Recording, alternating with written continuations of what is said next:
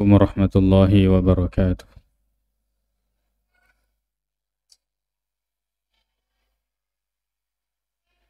إن الحمد لله نحمده ونستعين به ونستغفره ونعوذ بالله من شرور أنفسنا وسيئات أعمالنا من يهده الله فلا مضل له ومن يضلل فلا هادي له أشهد أن لا إله إلا الله وحده لا شريك له وأشهد أن محمدا عبده ورسوله صلى الله عليه وعلى آله وأصحابه وسلم تسليما كثيرا. أما بعد.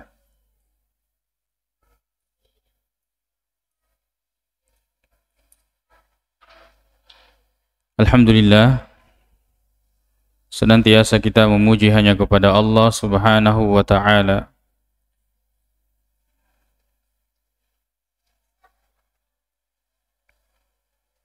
Pada malam ini kembali Allah Subhanahu wa ta'ala mempertemukan kita, dan tidak terasa bahwa 1 tahun berjalan, kita sekarang berada lagi di penghujung pekan pengajian terakhir sebelum kita memasuki bulan Ramadan.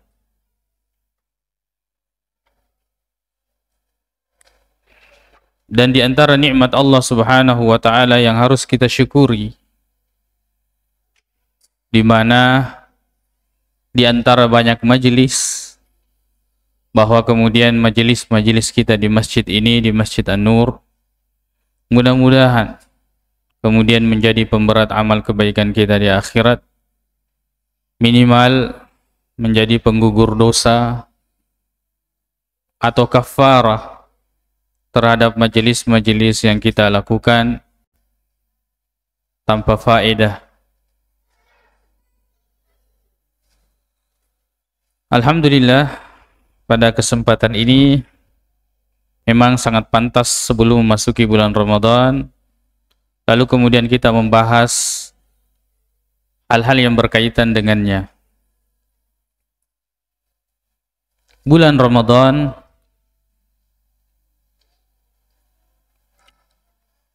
adalah bulan yang sangat istimewa bagi umat Islam.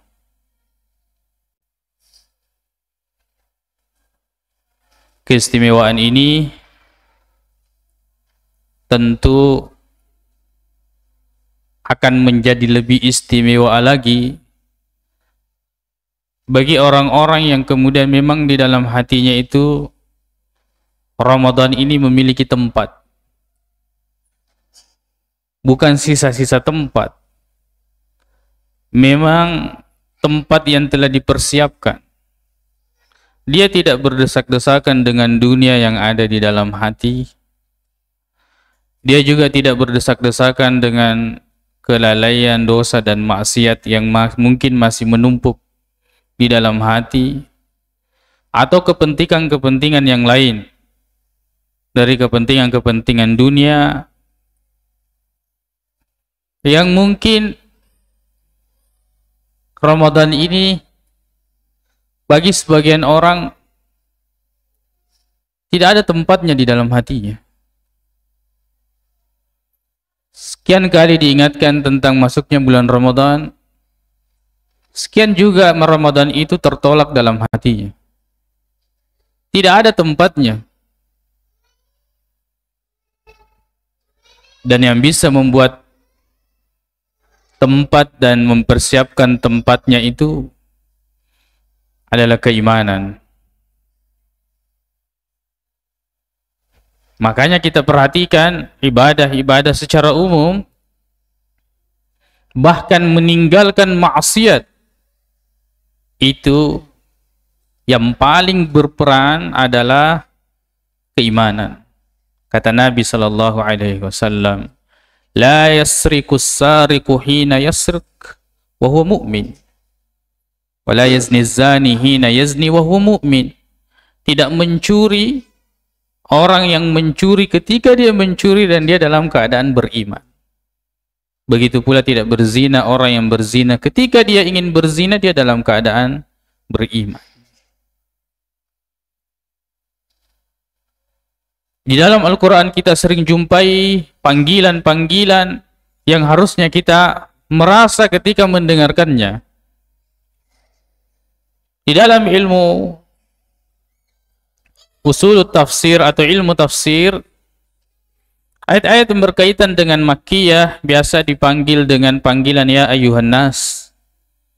Ayat-ayat yang berkaitan dengan Madaniyah biasa dipanggil dengan ya ayyuhalladzina amanu. Ya ayyuhan nas, sering kita dipanggil di dalam Al-Quran. Tapi bersamaan dengan itu masih banyak orang yang tidak merasa bahwa dirinya manusia. Misalnya saja ya ayyuhan nas ittaqu rabbakumul ladzi khalaqakum. Wahai manusia, bertakwalah kalian kepada Rabb kalian yang telah menciptakan kalian. Mendengarkan itu kita tidak merasa. Apakah kemudian an-nafsul hayawani itu begitu kuat di dalam diri kita, yang hanya sibuk mengumpulkan makan, lalu kemudian pakaian, fasilitas, lalu kemudian ya membuangnya, buang hajat, kebutuhan-kebutuhan dunia, sehingga tatkala Allah memanggil kita dengan ya ayyuhan nas, kita tidak merasa bahwa kita terpanggil, padahal sangat jelas bahwa kita ini adalah manusia. Apalagi kalau ketika Allah memanggil kita ya ayyuhalladzina amanu, wahai orang-orang yang beriman, dan seperti itu Allah memanggil kita tatkala kaitannya dengan kewajiban Ramadan. Masalah besar kalau kemudian Allah memanggil kita ya ayyuhalladzina amanu, lalu kemudian hati ini tidak terpanggil, tidak terkoneksi dengan panggilan tersebut, maka diigawe Nabi Allah Ta'ala. Belum kita merasa bahwa kita ini orang yang beriman. Ada apa? Dan cirinya sangat jelas. Tatkala kita tidak bergembira dengan masuknya bulan Ramadan. Qul bi fadlillahi wa bi rahmati wa bidzalika falyafrahu. Katakan dengan karunia Allah dan dengan rahmatnya hendaknya mereka bergembira. Dan Ramadan ini syahrun mubarak, bulan yang diberkahi. Kita sering menggambarkan bulan Ramadan ini dengan keutamaannya, dengan pahala yang melimpah ruah yang dilipat gandakan, ada Lailatul Qadarnya. Tapi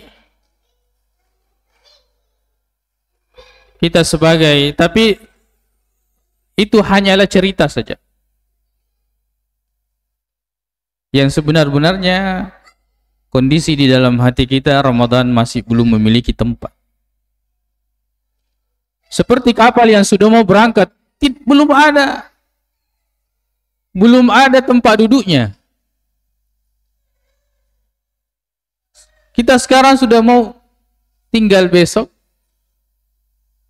tapi atau 1-2 hari. Tapi entah kenapa Ramadan itu belum memiliki tempat duduk di hati kita. Ada apa? Kenapa kita tidak bergembira? Sedangkan Allah Subhanahu wa taala mengatakan, "Huwa khairum mimma yajma'un." Apa yang Allah berikan berupa karunia-Nya, dan bulan Ramadan ini adalah karunia yang begitu besar, itu lebih baik daripada apa yang mereka kumpulkan. Kita mengumpulkan dunia, kita mengumpulkan kenikmatan-kenikmatan dunia. Keutamaan Allah masih lebih besar. Ramadan masih lebih besar dari segalanya, dari semua apa yang kita kumpulkan di dunia ini. Masalah terbesar kita ini adalah masalah keimanan. Sehingga panggilan-panggilan itu tidak berarti. Ya. Kembali kepada pelajaran iman, bahwa iman ini adalah qaulun bil lisan wa i'tiqadun bil qalbi wal jinan wa amalun bil jawarihi wal arkan. Iman ini diucapkan dengan lisan. Semua ibadah yang sifatnya adalah ucapan, doa yang kemudian tidak kita berdoa dengan doa-doa yang dianjurkan. Zikir, kita tidak berzikir dengan zikir-zikir yang dianjurkan. Kemudian akidah, keyakinan, lalu kemudian kita tidak yakini dengan sebenar-benarnya. Lalu kemudian amalan perbuatan lalu kita tidak laksanakan, atau kita laksanakan tidak sesuai dengan petunjuk, sehingga yang dimana itu adalah pengertian iman, kita kehilangan iman dari diri kita. Makanya ketika dipanggil wahai orang-orang yang beriman, sepertinya bukan kita yang dipanggil, sepertinya orang lain. Padahal kita lah yang dipanggil oleh Allah Subhanahu wa ta'ala. Makanya menghadapi Ramadan ini adalah persiapan iman. Allah memanggil kita, wahai orang-orang yang beriman. Panggil seperti itu, langsung kemudian kita dengan posisi siap, ada apa? Allah mewajibkan kepada kita berpuasa. Persiapan iman ini sangatlah penting. Menjalani ibadah Ramadan tanpa iman adalah menjalani sesuatu yang tidak memiliki rasa. Hanya sekedar formalitas kita melakukan ibadah? Hanya sekedar melaksanakan puasa berangkat dari terbitnya fajar sampai terbenamnya matahari? Hanya kemudian kita memasuki bulan Ramadan, lalu kemudian kita selesai dengan Idul Fitri? Hanya sekedar atau seperti formalitas seperti itu? Ataukah ada sesuatu yang Allah ingin berikan kepada kita, yang ingin kita dapatkan di dalam bulan Ramadan ini? Yang banyak sekali dalil yang menerangkan bahwa agar kita bertakwa, rugi, dan celakalah orang yang mendapatkan Ramadan lalu kemudian Allah tidak mengampuni dosanya. Bulan Ramadan adalah bulan kedermawanan, bahkan Rasulullah orang yang dermawan, bertambah kedermawanannya di dalam bulan Ramadan. Siapa yang melaksanakan puasa karena keimanan dan mengharapkan pahala, dosanya akan diampuni. Siapa yang kemudian melaksanakan salat bulan Ramadan karena keimanan dan mengharapkan pahala, dosanya akan diampuni. Siapa yang mendirikan salat pada malam Lailatul Qadar karena keimanan kemudian mengharapkan pahala, dosanya akan diampuni. Ya baghiyal khairi aqbil wa ya baghiyasy syarri aqsir. Kita dipanggil, wahai orang-orang yang mengharapkan kebaikan, sekarang waktunya sini. Wa ya baghiyasy syarri aqsir. Orang yang pelaku maksiat, berhenti dulu. Kita kedatangan bulan yang begitu mulia. Tapi ingat, kemuliaan tempat dan waktu menjadi tidak ada apa-apanya ketika kita tidak melakukan apa-apa. Kita berangkat ke Saudi, ke Mekah dan Madinah. Lalu kemudian kita hanya sibuk meninggalkan Madinah dengan Makkah, lalu kemudian pergi berjalan-jalan. Pahala apa yang kita dapat? Atau kemudian kita tidak beramal di dua tempat ini, yang dimana Nabi mengatakan bahwa salat di masjidnya itu 1000 kali lipat daripada di tempat yang lain. Atau kemudian, ya kecuali Masjidil Haram yang lebih besar lagi 100.000. Tapi kita tidak melakukan itu. Tempat dengan keutamaannya tetap, tapi kita tidak mendapatkan sedikit pun dari itu karena kita tidak melakukan apa-apa di tempat itu. Sama dengan Ramadan. Yang kita sebutkan tadi sifat-sifatnya Ramadan, lalu kemudian datang Ramadan, kita sambut tanpa tempat, kita jalani dengan tidur tanpa aktivitas. Bahkan kesempitan hidup, karena Ramadan ini sebenarnya selalu didorong untuk masuk di dalam hati, tapi karena asalnya tidak memiliki tempat di dalam hati, sehingga kita menganggap bahwa Ramadan ini mengurangi rezeki saya misalnya sebagai penjual, menghalang-halangi kegiatan saya, pekerjaan saya sebagai orang yang bekerja di siang hari dan sebagainya. Padahal huwa khairum mimma yajma'un. Lebih baik daripada apa yang kita kumpulkan selama ini. Ramadan dengan kemuliaannya akan menjadi cerita buah bibir kalau kemudian kita sendiri tidak beramal di dalam bulan Ramadan. Kemuliaan waktu dan tempat kita akan mendapatkannya tatkala kita melakukan amal yang berkaitan dengan tempat dan waktu tersebut. Persiapan iman sangat penting. Memang bahwa kemudian ya untuk bergembira itu ini soal rasa, tidak bisa dipaksa. Tapi kemudian kenapa rasa itu tidak ada? Mungkin karena temboknya begitu tinggi, tebal, dan tembok itu adalah tembok maksiat yang belum kita runtuhkan dengan istighfar. Belum kita ada upaya dan usaha untuk memahatnya dengan memohon ampun kepada Allah Subhanahu wa ta'ala. Bahkan berlapis-lapis tembok itu. Bahkan kita tidak berubah. Ya, kecuali orang-orang yang dirahmati oleh Allah Subhanahu wa ta'ala. Maka banyak beristighfar, memohon ampun kepada Allah Subhanahu wa ta'ala. Jika sampai sekarang kegembiraan memasuki bulan Ramadan itu belum nampak.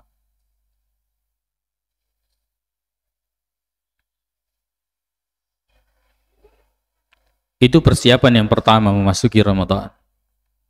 Persiapan keimanan. Baca kembali tentang bab-bab keimanan. Manisnya iman. Kenapa saya tidak raih? Itu terkait dengan hati yang mungkin selama ini tertutup dengan maksiat. Lalu kemudian yang kedua, persiapan ilmu. Ya tentu bahwa yang tidak mengetahui, qul hal yastawil ladzina ya'lamuna wal ladzina la ya'lamun, tidak akan pernah sama orang yang mengetahui dengan orang yang tidak mengetahui. Karena puasa ini bukan tentang siapa yang paling tahan, tapi bagaimana kita memahami dan melaksanakan sesuai dengan perintah. Ada orang safar, bahkan sahabat mengatakan, ya Rasulullah, saya bisa puasa kalau safar. Tapi, ya Rasulullah, saya bisa. Apakah saya tidak berdosa kalau saya puasa? Pertanyaan sahabat. Ya Rasulullah, ajidu kuwatan. Saya mendapati diriku ini kuat. Ketika safar bisa puasa. Apakah saya tidak berdosa? Bayangkan, sahabat menganggap dirinya berdosa ketika berpuasa di bulan Ramadan. Ketika safar. Kata Nabi SAW, innama hiya rukhsatun. Itu hanya keringanan, faman akhadaha fahasan. Siapa yang mengambilnya baik. Tapi siapa yang mau puasa, maka tidak ada dosa baginya. Tidak mengapa, silahkan. Jadi puasa itu bukan ngotot. Apalagi melihat kondisi orang yang sakit, orang yang safar tadi, lalu kemudian kondisi-kondisi sebagian misalnya ibu yang sedang hamil dan sedang menyusui, orang yang sudah tua renta, butuh fikih, butuh ilmu untuk semua ini. Sehingga kemudian agama ini kita rasa tidak menjadi beban. Karena agama ini menjadi beban setidaknya pada dua orang. Pada orang yang mengikuti hawa nafsunya dan pada orang yang tidak mengetahuinya. Orang yang mengikuti hawa nafsunya jelas syariat ini walaupun dia tahu akan terbebani dengan syariat karena dia ikuti hawa nafsunya. Begitu pula orang yang jahil, orang yang tidak tahu akan terasa berat karena memang dia tidak tahu. Maka ilmu, kalau kita menginginkan kebaikan, harus belajar. Mayuridillahu bihi khairan yufaqihu fiddin. Barang siapa yang Allah kehendaki baginya kebaikan, pasti Allah akan memberikan kepadanya pemahaman agama. Baik, kita masuk di Ramadan. Ramadan, sebelum memasukinya, seperti besok, kita sudah dilarang puasa besok. Kata Nabi sallallahu alaihi wasallam, "La taqaddamu Ramadhana bi shaumi yaumin aw yaumain." Jangan mendahului bulan Ramadan dengan mempuasakan sehari atau 2 hari. Illa kana rajulun yasumu shaumahu falyasumhu. Kecuali orang yang terbiasa berpuasa, silahkan dia puasa. Misalnya, anggaplah besok ketika melihat hilal dan hilal belum nampak, maka kemudian digenapkan Sya'ban ini menjadi 30. Sehingga yang tadinya kita prediksi bahwa tanggal hari Senin ini kita sudah puasa, jadinya tidak. Karena sudah masuk hitungan 30 Sya'ban. Maka orang yang tidak terbiasa puasa, walaupun hari Senin, walaupun niatnya mau puasa sunnah, tidak boleh dia puasa. Bukan kebiasaannya. Tapi kalau orang yang memiliki kebiasaan puasa Senin Kamis, silahkan dia puasa. Falyasumhu. Jangan mendahului Ramadan puasa sehari atau 2 hari. Ada orang yang berpuasa karena ragu.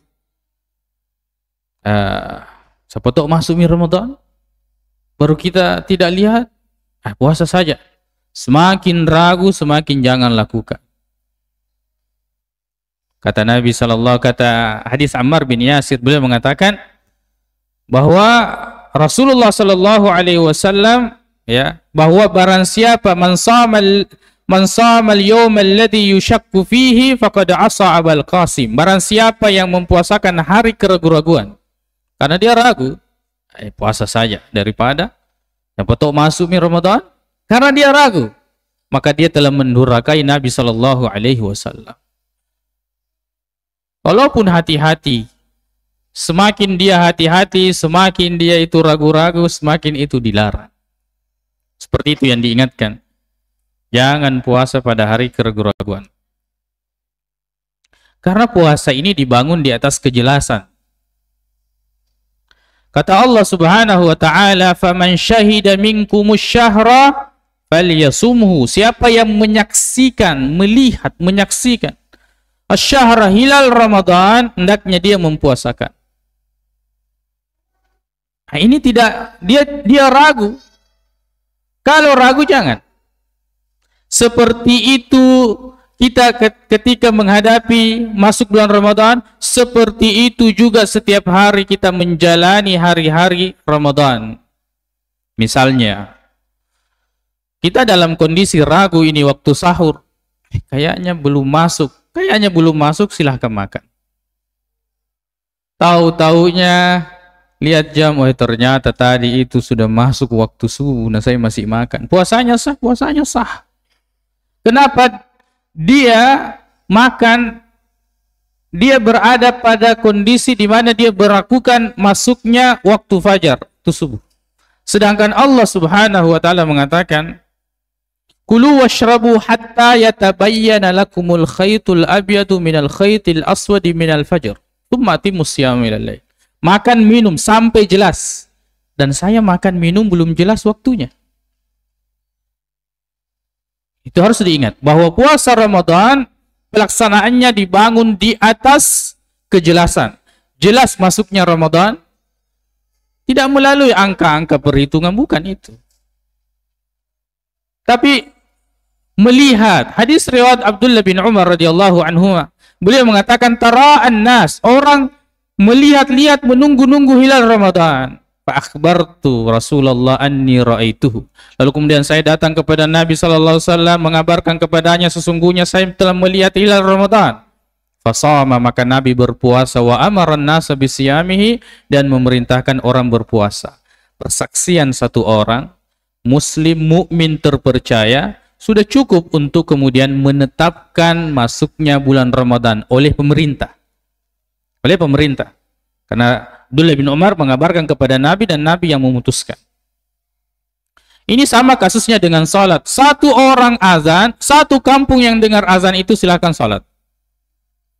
Dari sini juga bahwa al-khabrul ahad, ya, atau khabrul ahad itu riwayat yang disampaikan oleh satu orang selama tidak menyelisihi, maka terpercaya juga, maka itu diterima. Maka itu diterima. Kita selalu mendengarkan orang azan satu, oh, sudah masuk waktu. Kita percaya dan kita melaksanakan salat, terutama ibu-ibu misalnya di rumah, dia melaksanakan itu. Ada juga riwayat, walaupun riwayat ini dhaif, datang seorang Arab Badui datang kepada Nabi SAW, ya Rasulullah, saya lihat hilal. Kata Nabi, atashhadu an la ilaha illallah? Qala na'am. Kau bersaksi bahwa tiada Tuhan berhak disembah kecuali Allah? Dia mengatakan iya. Atashhadu anna Muhammadar Rasulullah? Kamu bersaksi bahwa Muhammad adalah utusan Allah? Dia mengatakan iya. Kemudian Rasulullah mengatakan, fa'adzin bin nasi ya Bilal. Beritahukan orang-orang yang Bilal, ya wahai Bilal, ayyasumu gadan, agar besok sudah puasa. Jadi itu hanya menguatkan saja bahwa muslim mukmin terpercaya. Nah, itu sudah cukup menjadi acuan pemerintah untuk menetapkan.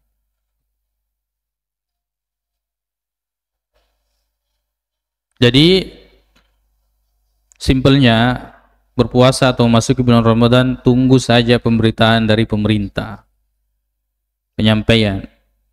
Kata Nabi SAW, sumu li ru'yatihi wa aftiru li ru'yatihi, berpuasalah kalian karena melihatnya.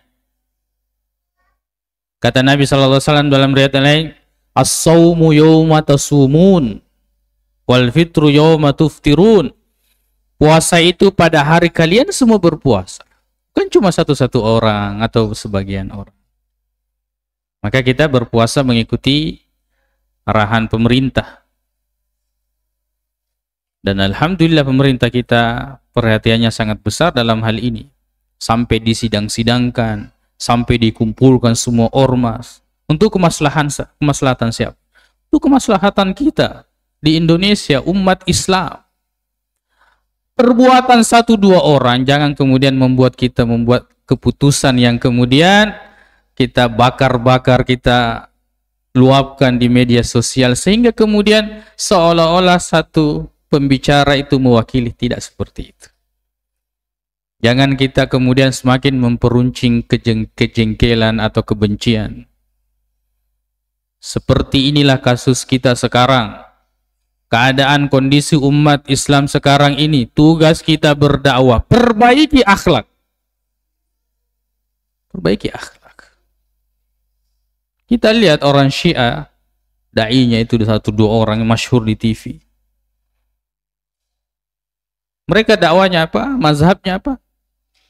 Mazhab bagaimana? Mazhab mahabbah, cinta. Sampai kemudian mereka terselubung, dicintai, disukai oleh banyak orang, lalu kemudian mereka nampakkan kesyiahannya dan orang diam-diam saja. Dan orang bisa memaklumi, dan orang bisa duduk bersamanya. Dan orang bisa satu majlis dengannya.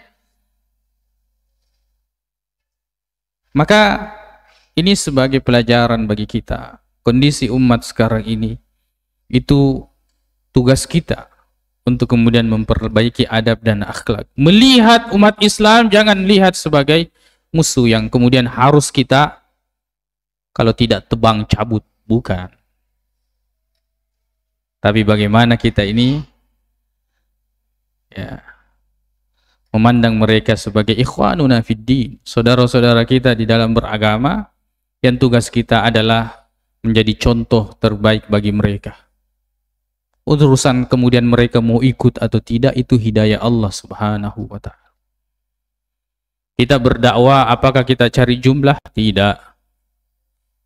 Kita menyampaikan karena Allah menyuruh kita menyampaikan. Ud'u ila sabili rabbika bil hikmati wal mau'izatil hasanah. Sampaikan dengan ilmu, sampaikan dengan nasihat yang baik. Debat ini belakang. Ya, debat belakang. Itu pun debat wajadilhum billati hi ahsan. Yang bisa berdebat itu adalah ahlinya dengan cara yang baik. Pasti tidak akan baik kalau bukan ahlinya yang berdebat. Seperti itu perintah Allah Subhanahu wa taala, maka tatkala kita telah menyampaikan urusan jumlah, Allah Subhanahu wa taala yang kemudian menggerakkan hati orang, yang memberikan taufik, itu urusan Allah Subhanahu wa taala.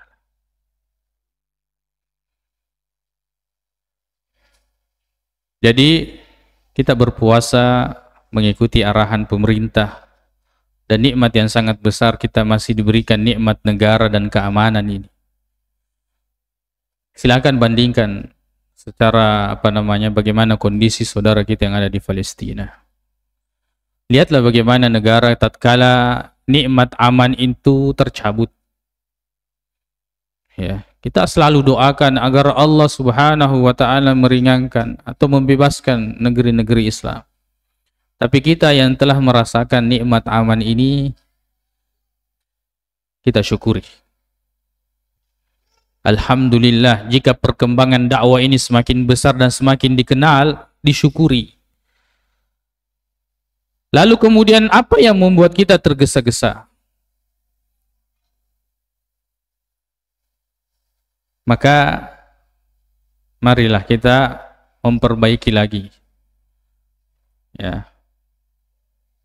Inni bu'istu liutammima makarimal akhlak. Mengamalkan hadis Rasulullah, bagaimana kita menyempurnakan, ikut dalam program itu, menyempurnakan akhlak mulia.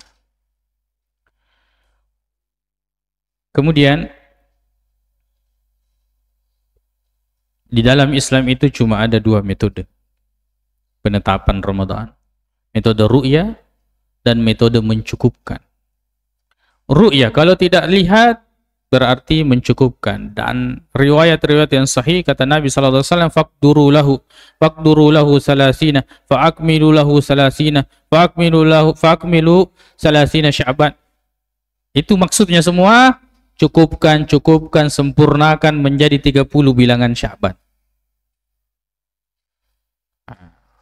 Dan itulah yang diterapkan dan ditetapkan oleh pemerintah kita. Alhamdulillah kan. Ternyata mazhab jumhur, mayoritas, bahkan sunnah Rasulullah SAW itulah yang diberlakukan. Lihat, kalau tidak lihat, genapkan bulan. Hitungan bulan jadi. Baik.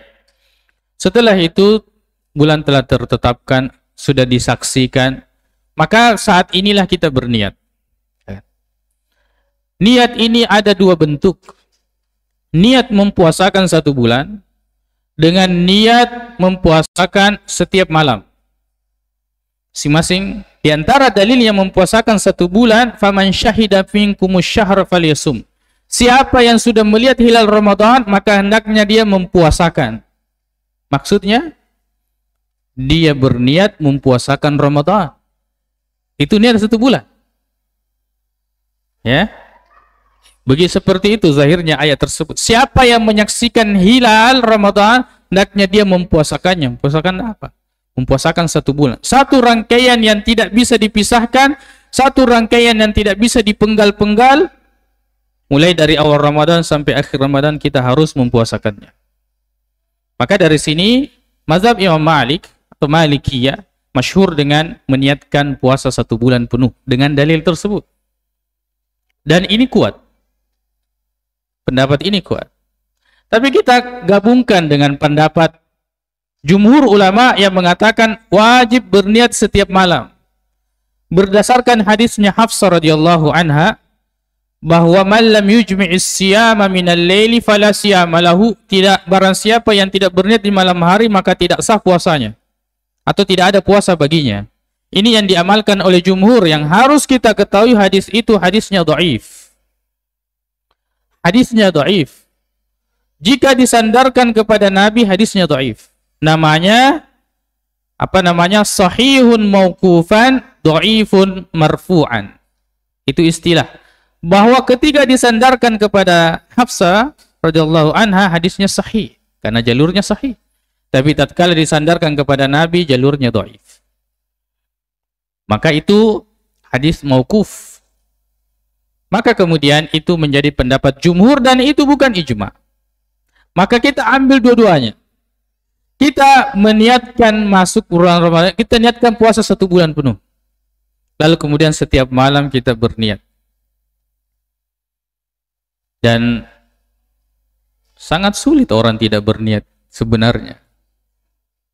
Karena semua aktivitas kita mengarah bahwa besok kita akan puasa.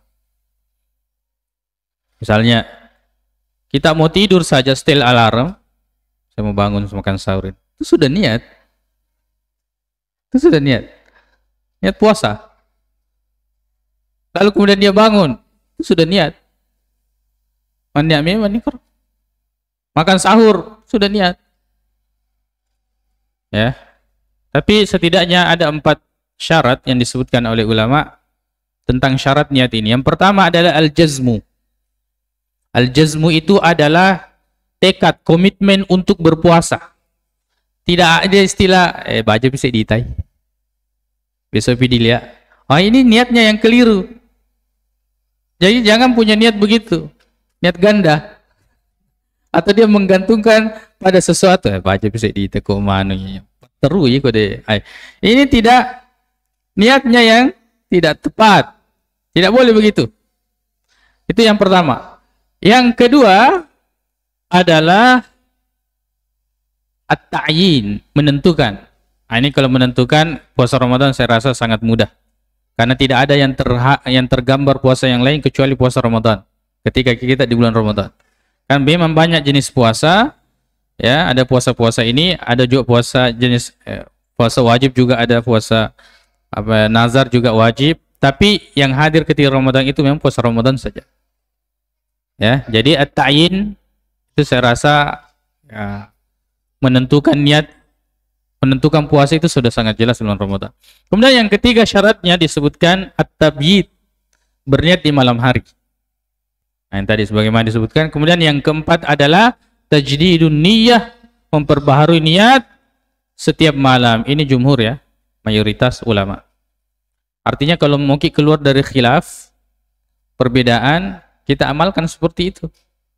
Niat ki juga soal 1 bulan, niat ki juga setiap malam, niat ki juga di malam hari. Artinya jangan kita niatnya di malam hari sebelum masuk waktu subuh. Itu niat ya. Bagaimana niat-niat yang dilafalkan itu sebenarnya mengajarkan saja formatnya. Ya, walaupun tidak diucapkan nawaitu shauma ghadin, waqat tema puasa ibadah an ada'i fardhi ramadhana hadhihi sana, untuk melaksanakan mempuasakan fardu Ramadan pada tahun ini. Sebenarnya itu tidak perlu ya, karena di dalam hati kita itu dan Allah, dan kita ingin memberitahukan siapa, Allah Maha mengetahui. Begitu mudahnya. Kapan sudah dilafal-lafalkan, dihafal-hafal, itu akan menjadi sesuatu yang sulit. Makanya seringkali orang mengatakan, lupa mania. Gimana lupa mania? Nah, ini sudah makan. Nah, orang makan itu karena niatnya. Kecuali memang kebiasaan di rumah kita itu buka warung setiap jam 3.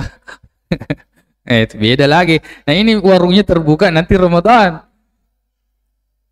Maksud saya ibu masak itu nanti Ramadan. Dan kita juga nanti seperti itu, Ramadan baru makan waktu-waktu seperti, kecuali puasa sunnah. Baik, niat. Lalu kemudian setelah itu kita makan sahur.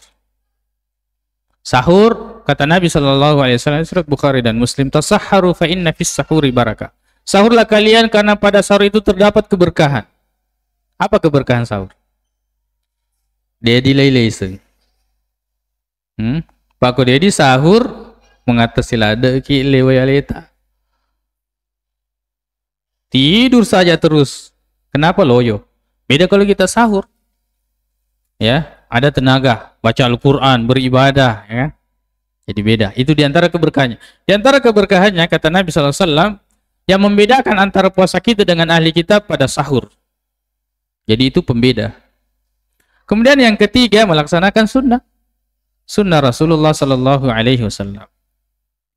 Dan ingat, pada sahur ini anjurannya mengakhirkan sahur.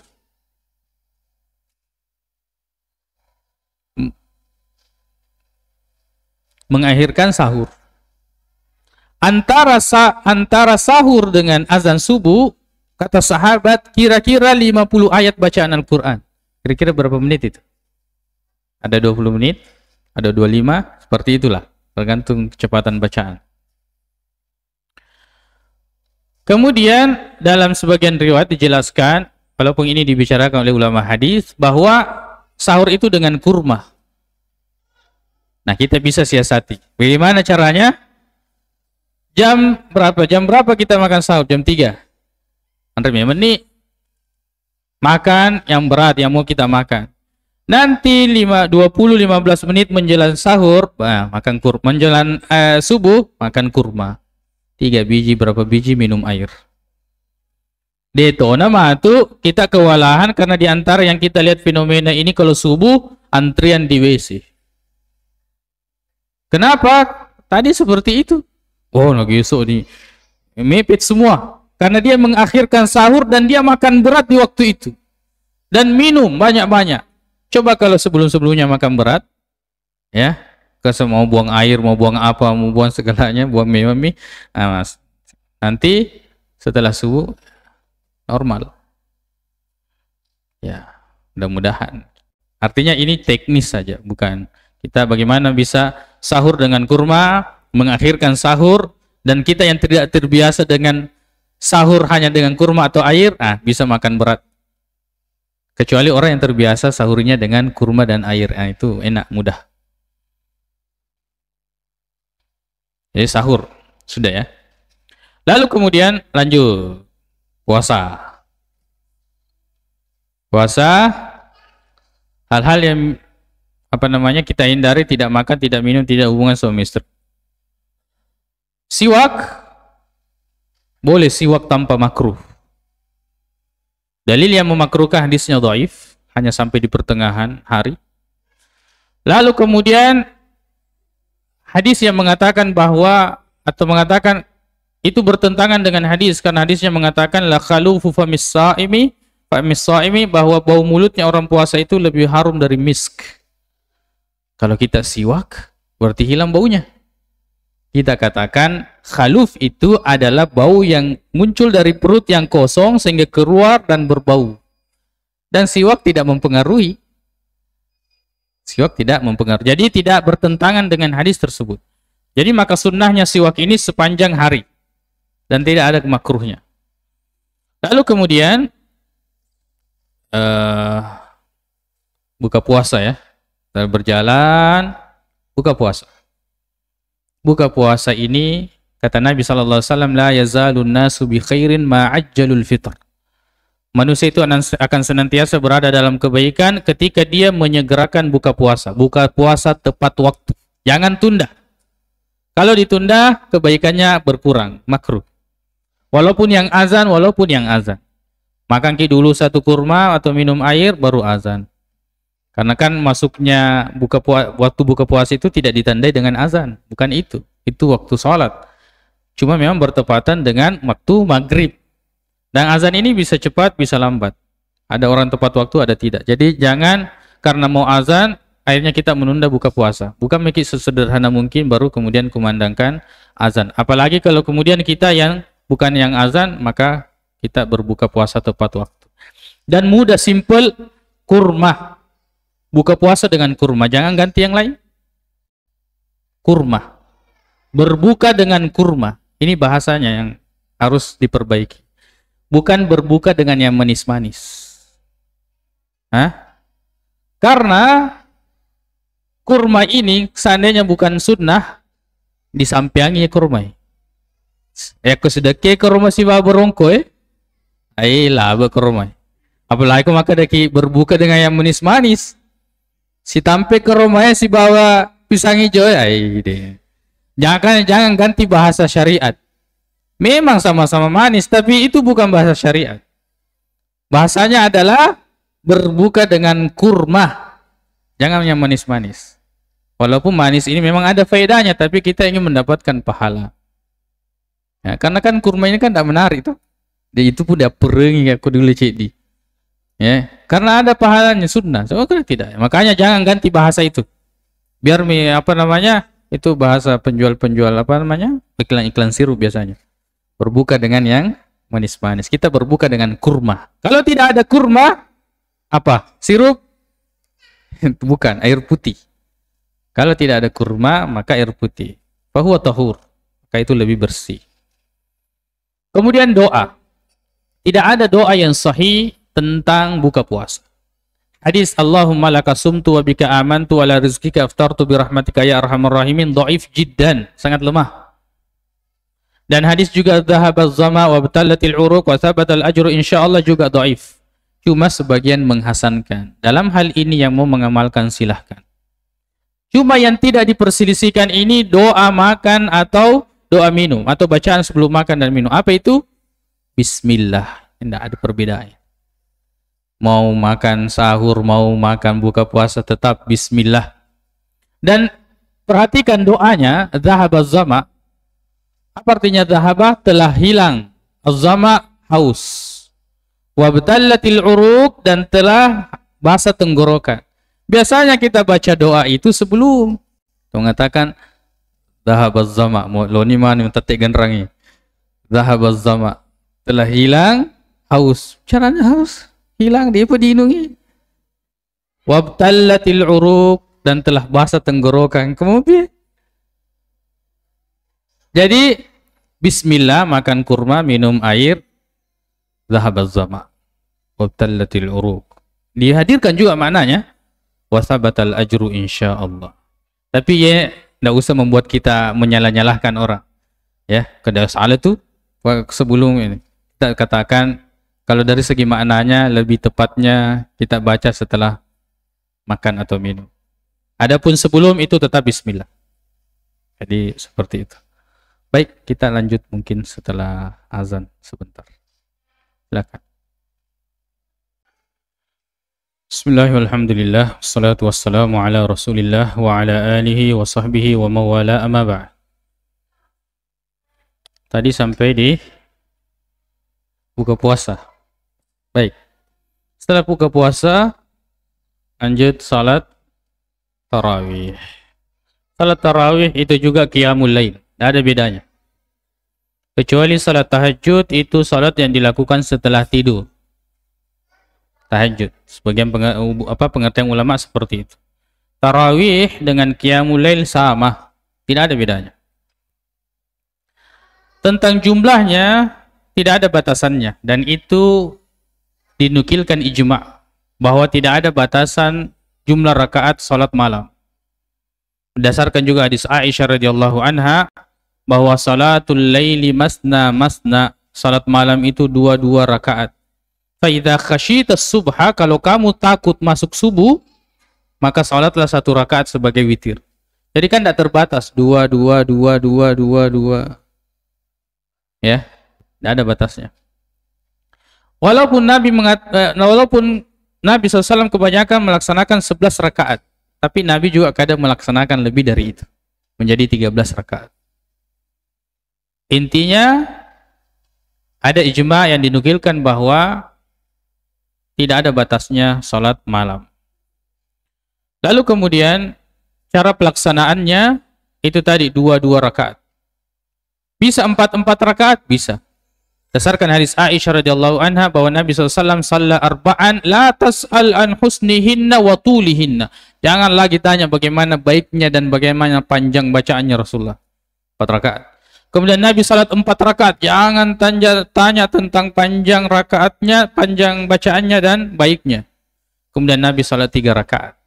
Nah, ini format boleh dilakukan. 4 rakaat. 4-4-3. Boleh. Ya. Cuma kalau tidak terbiasa di kampung tak ajat juga Pak. Begitu masalah. 2 ya. Maka dari sini witir boleh 3 sekaligus, 2 boleh 21, tapi yang paling afdal 21. 21. Berdasarkan hadis Aisyah tadi itu 2221. Ya. Kalau digabungkan menjadi 3, disebutkan dalam sebagian riwayat, sebagian menghasankan, sebagian mendhaifkan, mengatakan la tusyabbihu al-witra bil maghribi. Jangan kalian menyerupakan witir dengan maghrib. Jadi jangan 2 tasyahudnya, 1 saja. Jangan 2 tasyahudnya, 1 saja. Itu tentang salat malam. Kalau kita melihat riwayat-riwayat tentang salat malam ini sebenarnya tidak terkait dengan jumlah. Dia terkait dengan waktu. Qumil laila illa qalila nisfahu aw inqus minhu qalila. Ya. Dirikan uzid alaihi warattil. Jadi sedikit saja, ya, atau 1/2 saja. Bahkan salat yang paling afdal kata Nabi SAW setelah salat fardu yaitu salatnya siapa? Nabi Daud. Dia yaqumu nisfahu, mendirikan 1/2 malam, wa yanamu wa yaqumu sudusahu, dan kembali mendiri. Jadi ini kaitannya dengan waktu, bukan kaitannya dengan jumlah rakaat.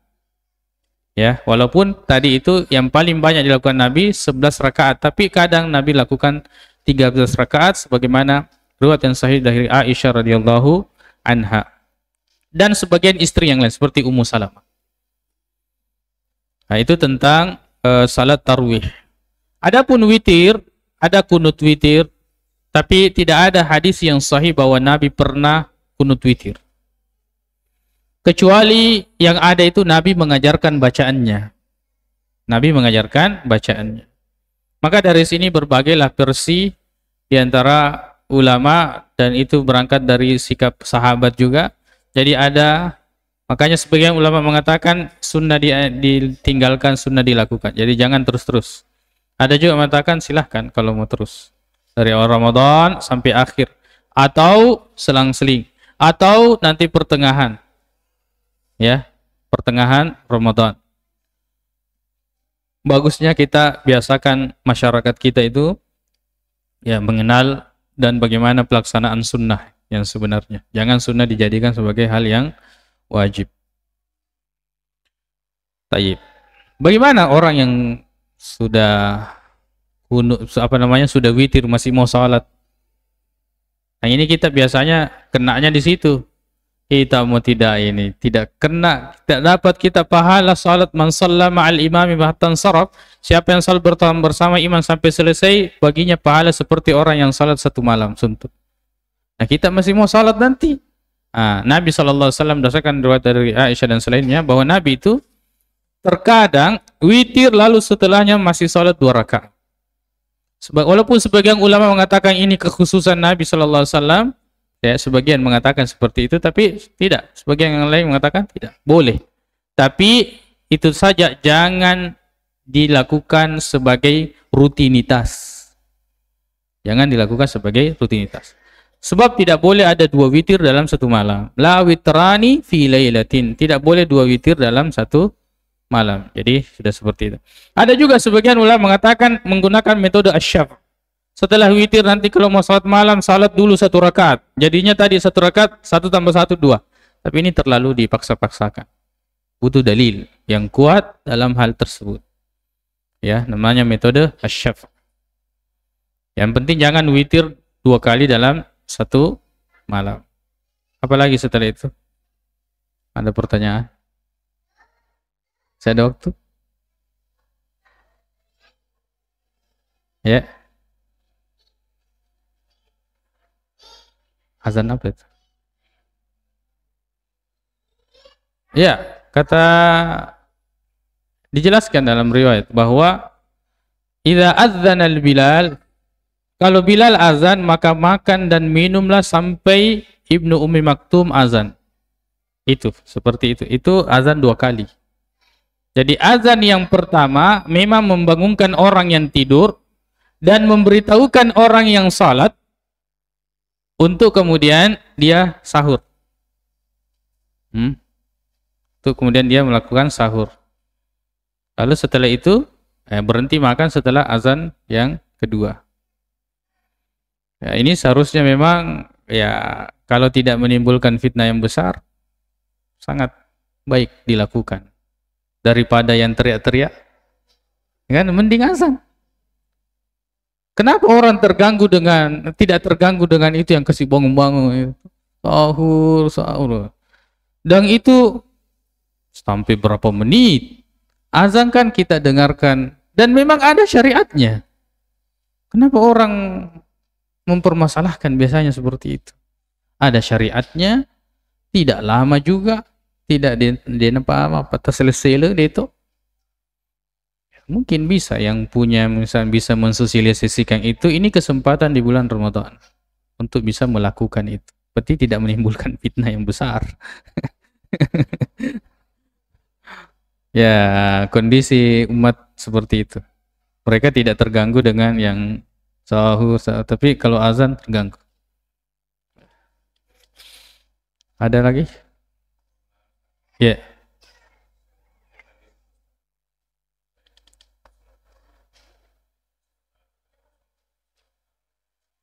Iya, boleh. Sebab diterangkan dalam riwayat yang sahih dari Aisyah radhiyallahu anha bahwa Nabi sallallahu alaihi wasallam melaksanakan salat witir lalu kemudian setelah itu beliau salat 2 rakaat. Jadi artinya melaksanakan salat setelah salat witir boleh. Cuma tadi itu tidak menjadi kebiasaan Nabi. Cuma kalau pernah dilakukan, pernah dilakukan. Allah taala ada lagi? Hah? Ya. Apa itu? Tahajud ya.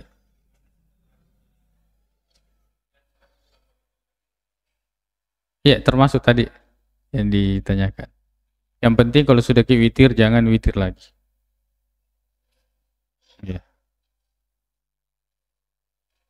Ada lagi terkait Ramadan? Salat.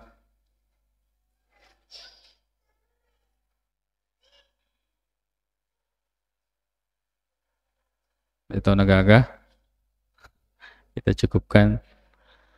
Ya. Baik. Subhanakallahumma bihamdik asyhadu an la ilaha illa anta astaghfiruka wa atubu ilaik. Assalamualaikum warahmatullahi wabarakatuh.